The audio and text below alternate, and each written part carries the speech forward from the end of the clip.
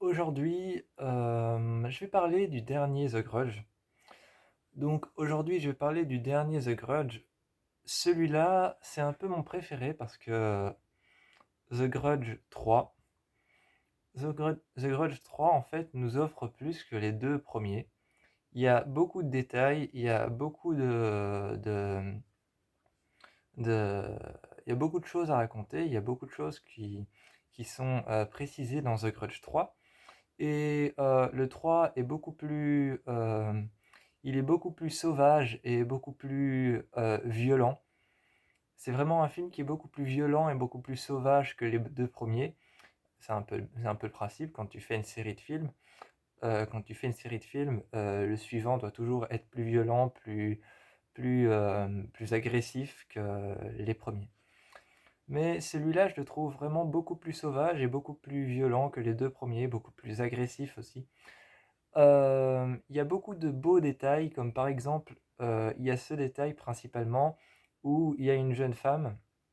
Il y a ce détail où il y a une femme, une mère, qui est peintre en fait, et elle a plein de peintures chez elle, notamment des peintures qu'elle a fait elle, des peintures qu'elle a faites elle, et elle a une peinture qu'elle a faite il y a longtemps, qu'elle a accrochée dans son appartement. Et cette peinture, en fait, c'est la peinture d'une femme avec des longs cheveux noirs, mais c'est une femme sans visage. C'est une femme sans visage et elle est un peu positionnée avec son corps qui est sur le côté et son visage qui regarde aussi sur le côté. Et ses cheveux sont raides et noirs et sont coiffés sur le côté et passent derrière son dos. Et, euh, et justement, donc voilà, donc une description rapide de cette peinture. Euh, Justement, ce qui est intéressant dans The Grudge 3, c'est qu'ils ont repris cette peinture pour faire un jumpscare. Ils ont repris cette peinture pour faire un jumpscare, pour faire un screamer, pour faire un passage qui fait peur. Parce qu'à un moment, un moment, elle est chez elle et elle voit cette peinture de cette femme qui est en train de poser en trois quarts. Donc, cette femme qui est peinte de trois quarts. Donc c'est vraiment une femme qui est peinte de profil en trois quarts ou en deux trois quarts, je sais plus, j'avais appris ça en cours d'art. Et donc cette femme qui est peinte de profil en deux trois quarts ou en trois quarts, a justement des cheveux noirs qui partent sur le côté et qui viennent aussi sur sa poitrine et qui passent par derrière. Et quand elle regarde sa peinture, il y a, sur le dessus de la tête de la femme qu'elle a peinte, il y a de la peinture noire qui commence à couler, mais qui commence pas à couler comme de la vraie peinture noire, comme si tu versais un pot de peinture, mais qui commence à couler vraiment goutte par goutte, mais les unes à côté des autres. Alors ça finit par faire comme une coiffure, comme des cheveux qui glissent. Donc ça finit par faire comme des cheveux qui glissent parce que c'est toutes des fines gouttes noires qui tombent au-dessus d'elle. Et elle regarde son tableau et elle voit que son tableau a changé de position. Il est plus de deux trois quarts ou alors il est plus de profil de deux trois quarts ou de trois quarts ou encore de deux tiers. Il est vraiment face à elle et t'as la femme qui la regarde et t'as toute la peinture qui est en train de couler goutte par goutte devant son visage. Et en fait, ils se sont servis de la peinture et de la femme qui avait les cheveux noirs pour faire fondre son visage, faire fondre la peinture, comme si, euh, comme si, euh, comme si la peinture était en train de se diluer et que la peinture était en train de couler. Et tu vois finalement que au bord, quand la peinture qui coule arrive au bord du cadre, tu vois que c'est les cheveux qui sortent. Et, il y a The Grudge qui est en train de sortir du cadre. Donc ça, je trouve ça aussi intéressant. Et puis, il y a ce passage aussi où elle peint avec sa fille. Et sa fille a utilisé un pot de peinture rouge et a peint quelque chose, donc a dessiné quelque chose. Et plus tard, elle va voir la peinture de sa fille et la peinture de sa fille est complètement déchirée. Enfin, elle est pas déchirée, mais elle est, scalpée. Elle est scalpée, comme si elle avait été coupée au cutter. Comme si elle avait été coupée au cutter, elle va voir, la peinture de sa fille et puis elle va voir toutes ses autres peintures, les peintures qu'elle a faites elle. La première est intacte, la première elle est intacte, elle va bien et elle regarde les suivantes, parce que technique de peintre. Technique de peintre, les peintres mettent toujours leur toile à l'envers, donc le dessin face au mur pour justement pas abîmer le dessin. Et elle regarde ses toiles, et en regardant ses toiles, elle voit que la première va très bien, que la deuxième est intacte, et les suivantes, elle voit qu'elles sont scalpées et qu'elles sont toutes coupées comme si on avait tailladé les peintures au cutter. Et, euh, et justement, ça rend un aspect assez sauvage. Et c'est ce que j'aime bien dans le film. Et donc, elle sort ses peintures et elle voit qu'elles sont toutes déchirées. Et quand elle sort ses peintures, après elle les repose. Et la scène d'après, elle revient et elle regarde ses peintures qui sont déchirées. Elle se met par terre et elle réfléchit à qui ou quoi ou qu'est-ce qui s'est passé. Et elle réfléchit à qui aurait pu faire ça et pourquoi est-ce qu'on a fait ça et qui ou quoi aurait fait ça. Et donc elle se met par terre et elle regarde ses peintures les unes après les autres qui sont déchirées. Et elle voit en fait que les dessins qui ont été coupés avec une lame de cutter, ce sont pas ses dessins mais c'est des autres dessins. Et alors elle regarde ses toiles et c'est justement pas ses dessins à elle, c'est d'autres dessins. Et c'est à chaque fois un dessin avec la tête de The Grudge et avec ses cheveux noirs. C'est à chaque fois un dessin avec la tête de The Grudge et ses cheveux noirs. Je crois qu'il y a une peinture sur laquelle on voit The Grudge avec son corps qui est un peu désarticulé, ses mains qui rampent par terre et on voit son visage qui est sur le côté et ses cheveux qui cachent son visage. Il y en a une deuxième où on voit son visage de très près avec ses cheveux qui cachent son visage et qui laissent entrevoir son œil. Donc elle voit ses peintures comme ça et à un moment elle se rend compte que c'est pas ses peintures et qu'elles ont été scarifiées. Donc là il y a quelque chose d'intéressant qui se passe aussi. Il y a aussi un passage où parce on est aussi sur l'histoire d'une famille, donc c'est déjà beaucoup plus violent quand un esprit attaque une famille. Parce que je peux vous citer beaucoup de films qui attaquent des gens malades. Je peux vous citer beaucoup de films qui attaquent des gens malades ou qui attaquent des gens qui ont une maladie quelconque ou qui ne savent pas se déplacer. Il y a par exemple le film d'horreur Run qui est sorti en 2020 ou en 2021 qui attaque une femme en chaise roulante. Il y a le film d'horreur Shut In qui est sorti en 2016 qui attaque une femme et son fils qui est tétraplégique ou paraplégique, je sais plus, mais en tout cas qui ne peut pas sortir de son fauteuil. Il y a le film d'horreur Le Calendrier qui attaque une femme qui est paraplégique et qui est sur un fauteuil. Donc il y a plein de films d'horreur qui attaquent des personnes qui sont en chaise roulante ou alors qui ont un handicap. Il y a aussi le film L'étrange cas Deborah Logan ou alors The Talking of Deborah Logan qui attaque une femme qui a Alzheimer. Donc là, on est voilà, sur tous des films qui attaquent des personnes handicapées ou alors avec un handicap. Donc moi je sais que ça se voit pas, mais moi-même j'ai un handicap, donc voilà, je sais ce que c'est. Euh, et donc, euh, ce film attaque une famille, et quand tu attaques une famille mais qu'aucun des enfants n'a rien, enfin très souvent dans les films d'horreur, il y a un code à respecter, c'est qu'il y a souvent la mère ou le père qui est mort. Bon, il y a beaucoup de films comme ça où la mère ou le père est mort et c'est un code à respecter quelque part. Par exemple, il y a le film Happy Death Day. Il y a le film Happy Death Day qui, lui, c'est la mère qui est morte. Et il y a le film Happy Death Days to You qui est le deuxième chapitre, qui, lui, la mère est morte. Donc, parce qu'on est sur le deuxième chapitre, donc c'est toujours la mère qui est morte. Et, euh, Et donc, voilà, donc le film, quelque part, est très intéressant parce que comme ça, il s'amuse avec une famille. Et aussi, j'ai été très impressionné, personnellement, moi j'ai été très impressionné de voir l'actrice qui joue Amanda, parce que j'ai l'habitude de la voir pour son rôle de Amanda dans Saw. J'ai l'habitude de la voir pour son rôle de Amanda dans Saw.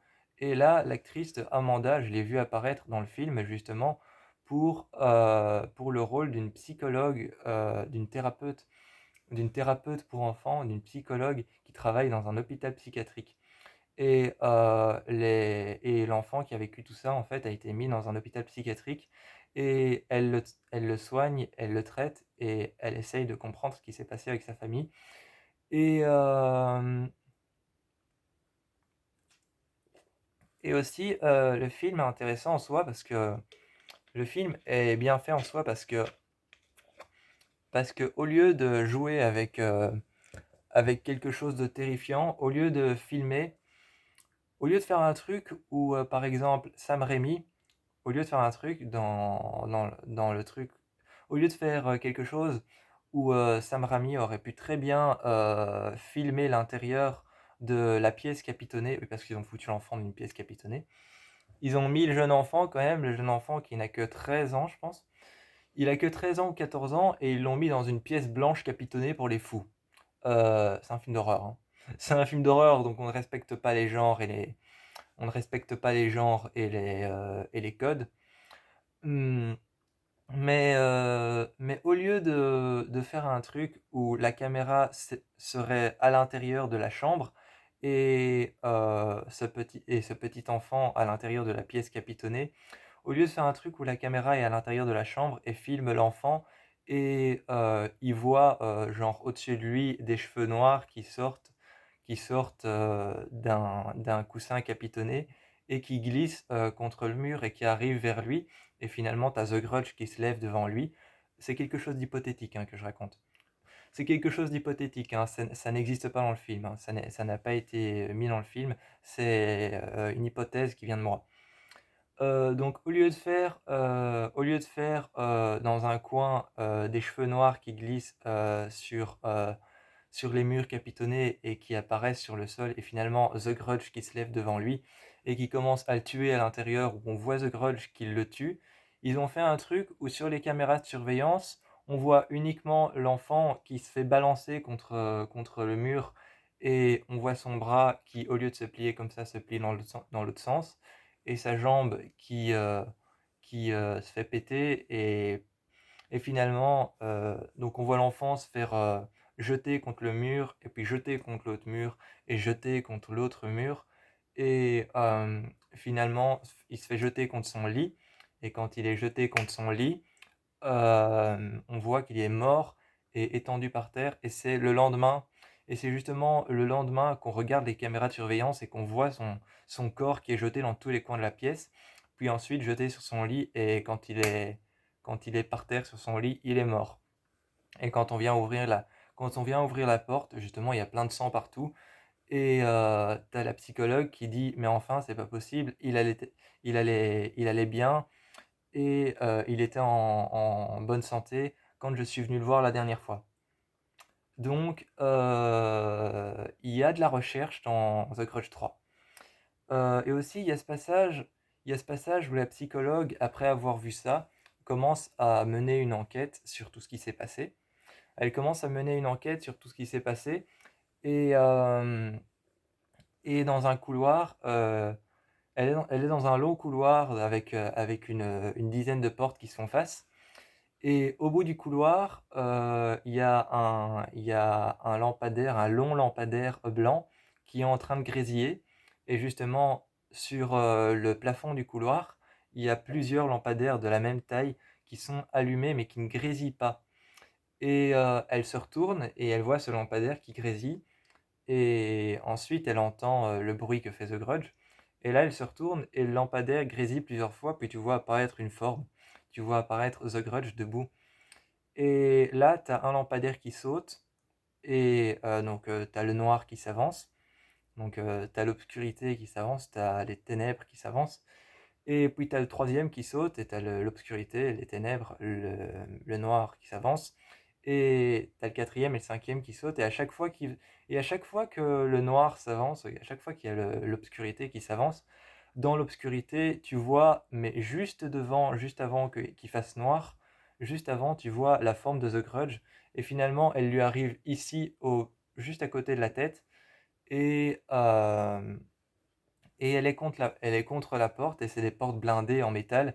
C'est des portes blindées en métal avec des grosses chaînes et des cadenas et des grosses sécurités. Et elle est en train de frapper contre la porte parce qu'elle n'a pas les clés, et elle regarde par une petite vitre qui fait à peine la taille de ses yeux. Et t'as la caméra qui va filmer cette petite vitre, qui va se mettre... Enfin, la caméra prend un angle rectangulaire pour filmer le film.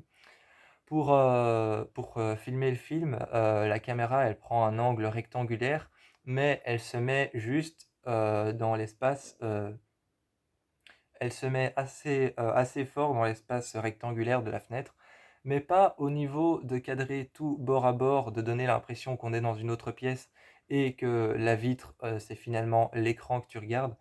Donc la caméra se met pas bord à bord pour cadrer juste la petite vitre, mais elle se met assez proche pour donner l'impression que la vitre est juste devant toi.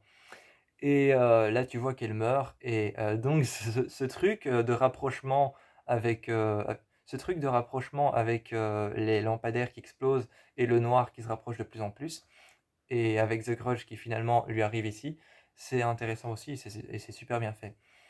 Et finalement, il y a un truc aussi où dans une famille qui vit à Tokyo dans un appartement, il y a un appartement à côté de chez eux où il y avait une fille qui vivait et qui avait déjà justement vu The Grudge, et qui avait déjà été dans cette maison hantée.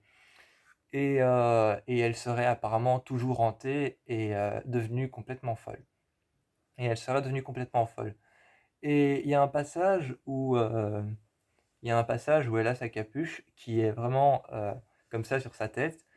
Et ce que je trouve intéressant avec ce passage où elle a sa capuche qui est vraiment comme ça sur elle, euh, ce que j'aime bien avec ce passage, c'est en fait, tu vois que elle est dans le couloir et elle demande de l'aide au petit garçon, et t'as le petit garçon qui est terrifié, et elle demande de l'aide, et à un moment elle s'arrête, et elle bouge plus, elle est figée.